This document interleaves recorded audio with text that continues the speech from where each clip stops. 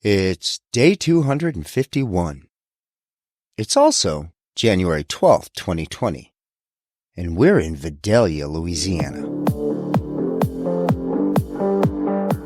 You ever wake up in the morning and ask yourself, what am I doing? And more importantly, why? Yeah, me too. Hi, my name's Craig, and this is my story. A story about life out there. For visuals while listening, search Life Out There on your favorite social media platform or use the links in the podcast description. Okay, so much to get to here. This Louisiana, La Louisiane, it's quite a place. I'm beyond fascinated, immersed, and excited even to learn more about it. A place that just 24 hours ago I knew little more about than the name. Sure, it's New Orleans, or Nolens if you're local. That place French colonists founded in 1718, establishing it as a major port city that would play a crucial role in the region's development and the state's economy to this day. And it's Mardi Gras, that massive 2-week celebration of life, community, and culture. And sadly, it was even Hurricane Katrina just a few years back. But as I continue to learn, it is so much more. I just learned in the last episode of the fascinating geographic formation of this world of water, and of the Atchafalaya Swamp, the incredible work of nature it is, the purpose it serves, and the efforts to save it. There's the fact that we're in a part of the country with more cultural influences than nearly any other, at least of the places we've been so far. And there's also the fact that we're now in a state that ranks at the bottom of the list when it comes to things like household income levels and literacy rates among its citizens. And all the while, these very same people live in one of the richest, if not the richest state in the country when it comes to natural resources, and how those natural resources are produced and pumped out into the rest of the country. I've been in Louisiana for less than a day, and I think I'm sort of in love with this place and its people. If I weren't being chased through here by a dang storm, I'd stick around for a while. And I can guarantee you, we'll be back for an extended immersion into not only the breathtaking landscape La Louisiane has to offer, but the variety of culture and human experiences as well. And like I said, last night in Sulphur, I'd focused on the landscape, how Louisiana came to be, the water, the lifeblood of Louisiana. So during our stay here in Vidalia, I really wanted to focus on the people, the cultures, which I already know are the soul of Louisiana. But before I dig in, just a quick reminder that if you're not watching on or listening on Spotify or YouTube, there is a video version of this podcast. I take tons of photos on this adventure and have discovered many more, and videos too. So if visuals while listening are helpful, check us out 24/7 on our website, lifeoutthere.me. And this dang storm, well, it finally caught us, right here in Vidalia. But it wasn't too bad. It could have been way worse. I really think, in the end, we ended up exactly where we were supposed to be during our very first extreme weather event on the road. We made it that 178 miles across Louisiana to Vidalia, and I felt relatively good as we pulled into the Riverview RV Park and Resort. As I walked into the front office to check in, the two employees staring at the television on the wall and the Weather Channel, well, my first question had already sort of been answered. Have we managed to outrun that storm? I asked. Both of the very nice ladies pointed to the Weather Channel and one said, "No tellin'. Looks like we're going to get some of it. We ain't sure how much." Suddenly, I felt a little less good. But then, they went on to explain that they had made arrangements to have someone on staff all night so the entire clubhouse would be open and available should any of us RVers need an alternative shelter. And I felt better again, and confident that we'd picked just the right spot to hunker down for however bad it did or didn't get. And as I was finishing up the paperwork and paying, one of the ladies looked up and spotted Billie in the front windshield of the motorhome and exclaimed, "Is that a Bengal?" "Yeah," I grinned. "That little show-off. He's always grabbing the attention." She asked if we wouldn't mind bringing him in for a quick visit once we got settled. So Billie, Dougie, and I would get parked and take a quick walk back over to the clubhouse, where they'd both get hugged on and petted for a bit. Dougie even got puppy treats. So needless to say, Billie and Dougie enjoyed our stay here at Riverview, probably a little more than I. We spent a very nice evening on the banks of the Mississippi, watching the barges go by, and watching the bridge activity between Vidalia and Natchez, Mississippi, just on the other side there. Sitting on a bench, staring across the river at Natchez, I'd not yet learned of all the history I was looking into. Natchez is the oldest permanent settlement on the Mississippi. And who wouldn't want to explore a place that holds an annual mudbug festival? Like I said, we'll get back here. Before bed, I packed a go bag. Laptop, phone, keys, change of clothes in the backpack by the door. Billie slept in his harness, Dougie in his collar, both leashes on top of that backpack. I certainly hoped we'd not have to make that dash to the clubhouse, but if we did, we'd be ready. And things remained rather uneventful until around midnight, when the thunderstorms and the heavy rains woke us up. Poor Dougie, never a fan of the boom booms. He'd crawled into bed with me and he couldn't get close enough to make that noise go away. An occasional wind gust would give Vacilando a punch, and the power went out around 2 a.m., but by 3 a.m. the power was back on and things had appeared to calm down. For good. Meanwhile, Billie, well, he never left his post on the dash, studying the sky that kept lighting up and watching the heavy rains run down the windshield. And watching the news in the morning, we definitely made the right choice, I think. That storm that had started in Texas had now blown across areas like Oklahoma, Arkansas, and even parts of this Louisiana. Some folks got beat up pretty bad. Several tornadoes had touched down throughout the area, wreaking havoc for many, and sadly, killing 30. 24 hours later, there were still over 250,000 folks with no power. But thankfully, I'll remember the 2 nights we spent on the banks of the Mississippi River.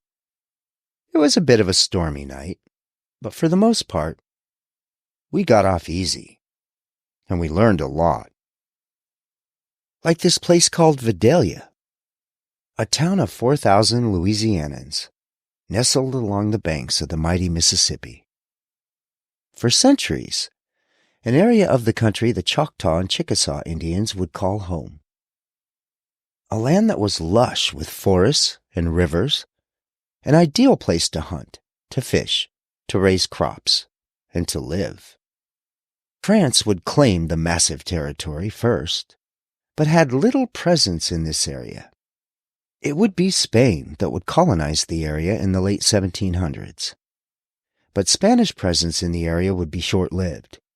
During their brief presence, they did contribute civic buildings and even the first school to the region before ceding the territory back to Napoleon and France.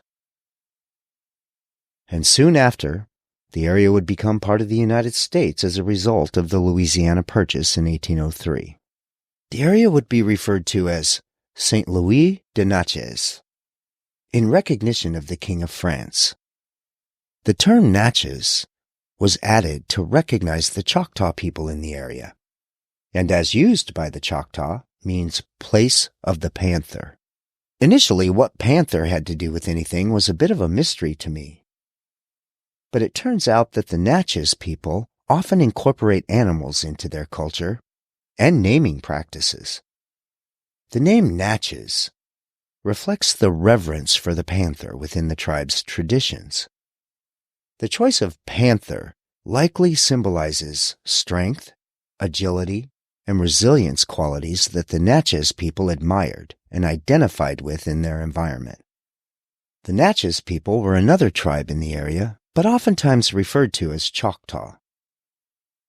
If I'm understanding correctly, the two tribes shared the area and worked together to prosper, leading to references that apply to both. The city would be renamed Vidalia in 1811, in honor of its Spanish founder, Don José Vidal. But through it all, Vidalia grew steadily, its population reaching nearly 500 by 1880. The city became a hub for trade and commerce due to its strategic location on the Mississippi River. The area would also thrive in agricultural activity thanks to the fertile soil and moderate climate. And the next surge in growth and economy for the area would come, as it did for many parts of the country during World War II, when businesses supporting the war effort would find their way to Vidalia, as well as Natchez across the river. And yup, I'd done it again. One more click, and I found myself learning of the Great Sandbar Duel, a legendary one-on-one duel involving a guy named Jim Bowie, or Bowie, that turned into a violent brawl, and this event is still legend in the region. Well, I had to know more about that. And as usual, there are many others that can tell of the legend way better than I. Here's how the folks over on the YouTube channel, Fat River, tell the tale.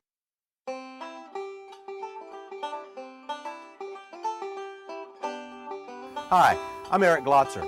You know that throughout history there have been pivotal individuals and pivotal events that have shaped the course of our nation. Brief encounters or episodes in history that touch our collective heartstring and bind us together as one nation, in spite of our regional and cultural differences. These people and events become the fabric of our national psyche. James Bowie and the Sandbar Duel, which made him famous, are some of the earliest laces binding our national fabric. James Bowie was a man of great mystery, controversy. He left a very limited paper trail. At one point, 5 states claimed to be his birthplace, but it was recently determined that he was born in Logan County, Kentucky, in the spring of 1796. At an early age, his family moved into Louisiana, and although he was raised on a modest plantation, Bowie was a classic frontiersman. When James Bowie was in his 20s, he moved into Rapides Parish near the town of Alexandria, and there he became very friendly with the Wells and Cuney families, cousins, who were part of the political power at that time. There's a story that James became engaged to Cecilia Wells, but she would die before their wedding. But the Wells and Cuneys were challenged by another political faction, and the resulting feud erupted in a great deal of violence around the Alexandria area, with a number of people shooting and stabbing each other. 2 political factions dominated Alexandria, Louisiana back in the 1820s. James Bowie was a member of one. He had arrived on a steamboat up the Red River to Alexandria. Emerging from the boat, friends of his advised him that Major Norris Wright from the other political party was spreading scandalous rumors. Bowie stormed into town, found Major Wright in the salon of Bailey's Hotel.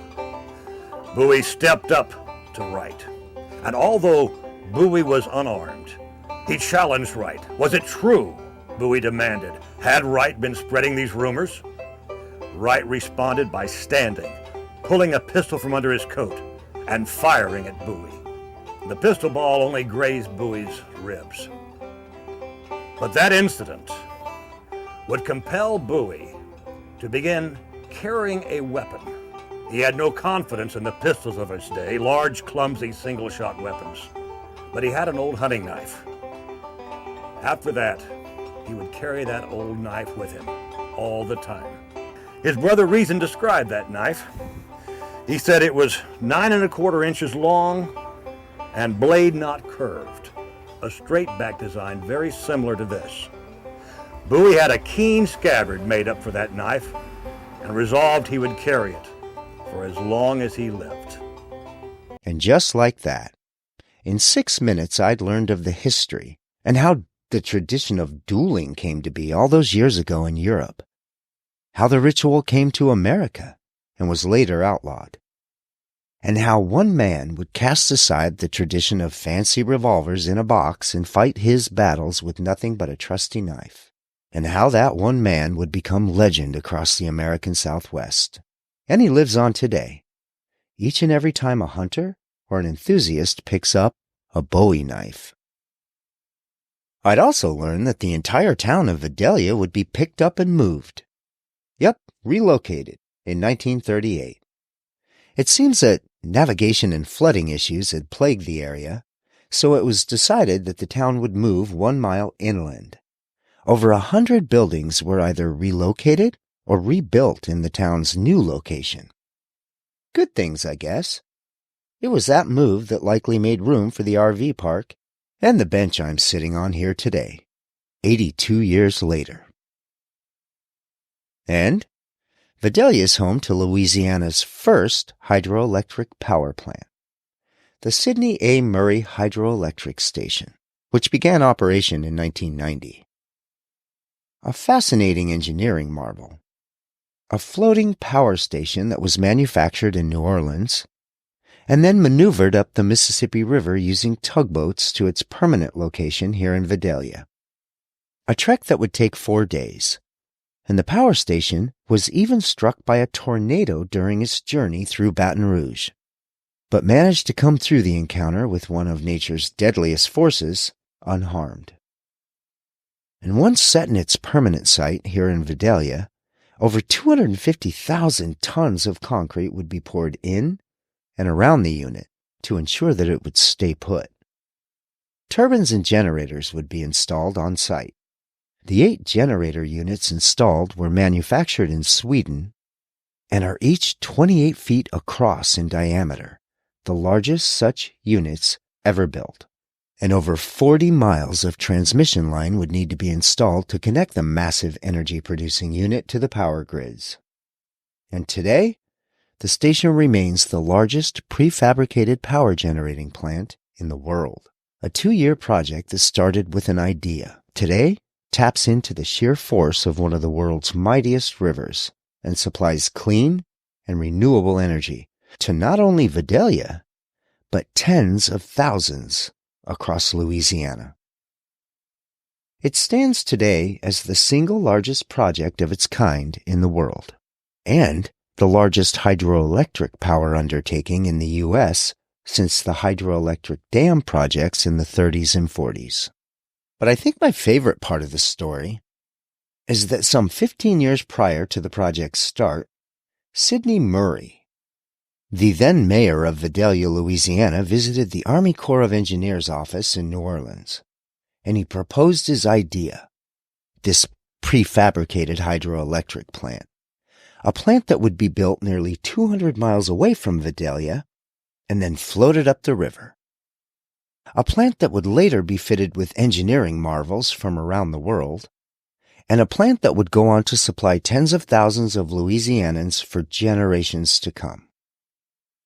A plan that was met with criticism, skepticism, resistance. Some even called him crazy. But 13 years later, as he sat at the dedication of the plant, witnessing its completion and looking into its promise, everyone agreed that the world could use a few more visionaries like Sidney. Sidney's idea would grow to include over 100,000 humans in over 20 different countries and 24 states. Here's what Sidney had to say upon seeing his vision come to life. Taking over $500 million to do this project. And I'm not, this is no one-man show. To do this is taking all these people and all this effort and time. I'm a little humbled by that maybe, but it's been a task and it's something I've enjoyed. But I think uppermost in my mind now would be seeing the goal that I envisioned back when I started. That is a long-term stabilization of energy rates for Vidalia ratepayer. That's what I was trying to do, and I see this project as accomplishing that goal. And that Mississippi River? Well, that's another perfect example of you think you know, but do you really? I mean, I knew it's big. I think everybody knows it's big. But how big?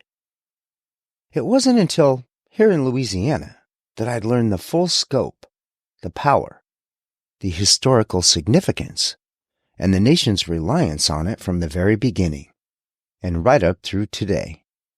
The river's name comes from the Ojibwe word Mississippi, which means Great River.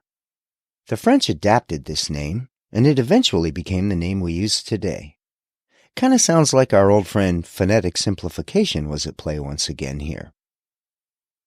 The river's also affectionately known as Father of Waters, due to its immense size and the vital role it plays in the region. A river that forms its headways at Lake Itasca, all the way up in Minnesota. A small glacial lake, covers only about 1.8 square miles. But it marks the humble beginnings of one of the world's greatest river systems. From this lake, the water flows northward for a short distance before curving to the east and south, eventually making its long journey to the Gulf of Mexico. And along the way, the Mississippi will flow some 2,400 miles, making it the second longest river in North America, second only to the Missouri River, which is actually a tributary of the Mississippi. And when the two combine, they form the fourth longest river system in the world. And as we just learned back in Sulphur, the river has the fourth largest watershed in the world, and eventually flowing through that Atchafalaya River basin before evacuating into the Gulf of Mexico, a catchment area that spans over 1.3 million miles and covers a full 1/3 of the U.S. land area. Tributaries of the river cover most all of the northeastern region of the U.S. via the Ohio River Valley, and reach as far north and west as Montana, even Canada. And a fascinating history comes with this river, and man's interaction with it, and reliance on it. It might deserve an episode of its own one day. But for now, I still wanted to dig into a bit more of the cultures I've learned of here, and how they've all left their mark on Louisiana. The dozens, if not more, Native American tribes in the region, the influence of both French and Spanish settlement of the territory, and ultimately the Americans. But through all this, one group kind of stood out to me. The Acadians, also known as the Cajuns. A group of French settlers that would find their way to the northeast regions of Canada in the early 1600s. They would settle in and exist in peace with the natives of the region for over 150 years, literally generations. They'd prosper throughout the region, even building wealth, and in doing so, in harmony with all those around them. They believed, and lived their lives by example, that prosperity was in coexisting with their fellow man, regardless of culture. They believed in free trade amongst all. They intermarried, and they even had woven their religious beliefs, their language, and their culture with those of their native neighbors, and even other European cultures that had settled in the region, to be one big, prosperous, and peaceful community. Even the name, Acadian, a name the people adopted and proudly called themselves, is a term believed to have originated from the Mi'kmaq word Acadie, which means place of abundance or fertile land. And the Mi'kmaq were the indigenous peoples that called the region home for centuries before the arrival of the French settlers. But then, man did what man does. The story of the Acadian people is many things. And like so often, I could find myself digging into this stuff for hours. These people, their story, and their contribution to the culture of Louisiana. And how did they end up in Louisiana? Well, as I said, there came a point in time when man did what man does. And perhaps in the case of the Acadians, maybe even taking things one step further. I'll let the folks over on the YouTube channel, Louisiana Dread, give us a summary of the Acadians' story. Cajuns, Acadians, Acadiens. They were the descendants of the first European settlers in an area called l'Acadie, which is today Eastern Canada. Quebec, Nova Scotia, New Brunswick, Cape Breton, all that. Now in the late 1600s, early 1700s, the Acadians found themselves caught in between two colonial empires in New England and New France. When the Acadians refused to sign an oath of allegiance to fight for the British king, New England and British regular troops would embark on what is known as the first recorded ethnic cleansing of people in North America. Between 1755 and 1785, half of the total Acadian population were killed by starvation, drowning, and violence. And during this forced relocation, thousands of Acadians made their way into Spanish Louisiana, and it was capped off in 1785 when Spanish King Carlos III sponsored 7 ships to take thousands of Acadians to Louisiana, with nearly all of them settling in the Bayou Lafourche area, reuniting families and thus ending the decades-long trauma. Over the intervening years, Acadians have left an invaluable mark on not only a Louisiana culture, but American culture. Despite having been separated from their original North American homeland for centuries, Acadian identity has remained alive along Bayou Lafourche and the prairies west of the Atchafalaya Basin, withstanding cultural genocide, loss of the French language, hurricanes, civil war, oil spills, Bobby Jindal, and everything in between. Acadians are still here, making them a worldwide example of cultural resilience.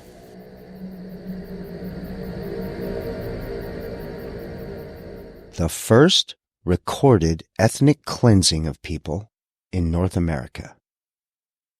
I had to let that sink in for a minute. I mean, it wasn't called ethnic cleansing at the time, but it was a practice man had engaged in since nearly the beginning of time. First, the definition of ethnic cleansing. Quote, the systematic and deliberate removal of an ethnic or religious group from a specific territory by a more powerful ethnic group, often through violent and coercive means. The goal is to create a region that is ethnically homogeneous by eliminating the presence of the targeted group. This can involve forced displacement, mass killings, destruction of property, and other forms of persecution. It's a deeply troubling and serious violation of human rights, often associated with war crimes and crimes against humanity. Close quote. The Acadians, a group of French settlers that had lived prosperously and in harmony for over 150 years in North America, only to become the first example of ethnic cleansing on the North American continent. And sadly, they would not be the last. If there is a silver lining that can be found in any of this, for me anyways, would be that thousands of these incredibly resilient people would find their way to a place called Louisiana.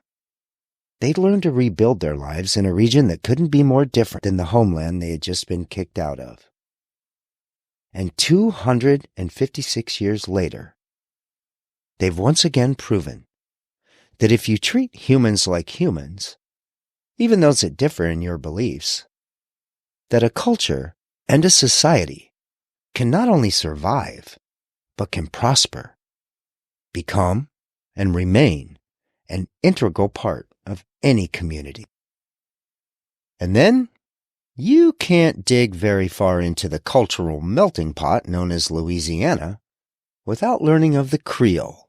Creole, unlike that of the Cajuns, is less about a specific people or nationality and more about a culture, and in true Louisiana fashion, the blending of cultures. The term Creole comes from the Portuguese word crioulo, which was used in the 16th and 17th centuries to describe people of mixed European and African descent born in the colonies.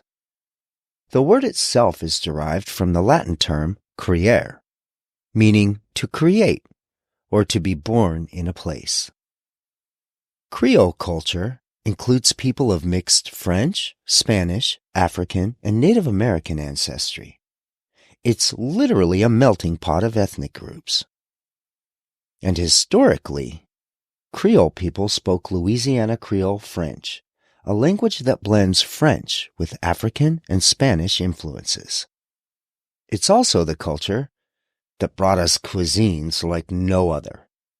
The culture that would introduce America and the world to gumbo, jambalaya, beignet, and crawfish etouffee.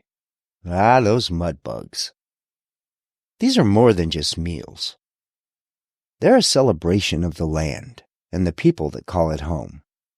Each bite tells a story of resilience, creativity, and an unwavering zest for life. Their influence wouldn't stop at lifestyle and food. Their impact on American music would introduce the world to Zydeco and leave a huge fingerprint on the American interpretation of jazz. So much Louisiana to absorb. But there was that one last thing, kind of eating away at me.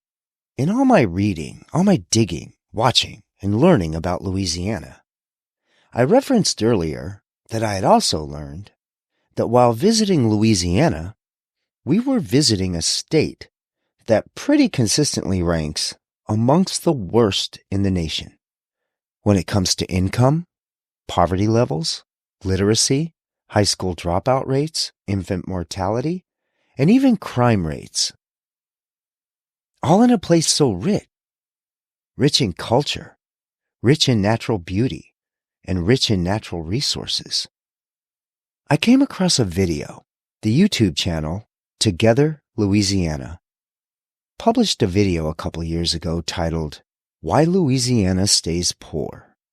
And I'd encourage, even hope, that anyone out there interested in learning about corporate greed, corporate welfare, or how badly a practice can go when we stop paying attention, when we as Americans stop paying attention and hand decision-making over to a few, when the decisions they make affect so many. Louisiana, it turns out, is a classic case study in just how badly things can go for the majority, while a few corporate interests pocket millions in profit, pay a few CEOs millions for delivering wealth to the shareholders, while the communities in which they generate that wealth suffer decline. I'd encourage you to have a look at that video, and I'll put a link in the show notes. Here are my takeaways. Louisiana, one of the richest states in the nation. A case study of a single zip code in Louisiana was done in 2018 and revealed the following. A single zip code is home to over 177 separate industries. It generates over $5.3 billion in economic activity each year. That's higher than the GDP of 40 countries on the planet today. And it generates nearly $4 billion in profit each and every year. That same zip code accounts for $12 billion each year in exports. And in that very same zip code, nearly 40% of all residents live below the national poverty level. That very same zip code holds the highest unemployment rate in the state, the highest crime rate, the second highest incarceration rate, and the lowest life expectancy in the state. And this is all happening in one zip code in Louisiana. Louisiana has over 537 zip codes. And some other notable facts. Louisiana is second in the nation in crude oil refining. This state is literally responsible for a quarter of the gas pumped in this country each and every day. So, whether you live in Montana, Georgia, Oregon, New Mexico, California, Colorado, pick a state, there's a 1 in 4 shot that the gas you're pumping into your car this week came through, maybe even from, Louisiana. And Louisiana ranks number 4 in the nation in natural gas production. And I thought back to learning about natural gas consumption in the U.S. way back when we were in Wyoming, and how over 300 million homes, if memory serves, in America consume natural gas on a daily basis. And yet again, if you live in one of those households, there's a good chance that each time you crank up the heat or fire up the stove, you can thank Louisiana. The state ranks number 3 in the nation in chemical production. Louisiana is even a top 10 oil-producing state. But probably most significant in all of this is that Louisiana forms what is known as the heart of the nation's pipeline system. There are over 112,000 miles of pipeline throughout Louisiana that move natural gas and other fuels throughout the country on a daily basis. The system is so central to the nation's need that the global price for natural gas is set each and every day in Erath, Louisiana. The state of Louisiana is actually the Silicon Valley of petrochemicals, and yet its citizens are some of the poorest in the nation. How does this happen? There's a lot to learn here, and a lot to learn from. And I feel like it all starts with just knowing about it. If you're going to change it, improve it, fix it. And I'm glad that folks like Together Louisiana are aware of it. Their video has been viewed nearly 2 million times. So others are aware of it too, just like me. Initially, we'd planned just an overnight stop in Vidalia. Ride out the storm. But during that storm, I'd awoken with a fever. I was all sweaty. The storm passed, but the following day I still felt pretty horrible. It was strange. I couldn't imagine what had happened. I went to bed feeling fine. But then hot, sweaty, dizzy, coughing, the works. Pretty clear I'd caught some sort of bug, but no idea where. I spent most of the next day trying to get through walks with Dougie and sleeping off whatever I'd caught. And luckily, by day 2, I was feeling better, eating more. And walks with Dougie were enjoyable again. It took a day or 2 more to fully pass, but we were road ready again at least, and I wanted to push east. We still had our sights set on that southeast corner of Georgia. Weather doesn't seem to turn on folks as quickly over there. We headed out around mid-morning with the same plan we always have. Just drive. We'll stop, park, and rest wherever we are when we feel like it. And wherever that is, I wonder what we'll learn there. Turns out, this thing called life comes with a lot of rules. Maybe it's time to break a few. Because you can. No, seriously, you can.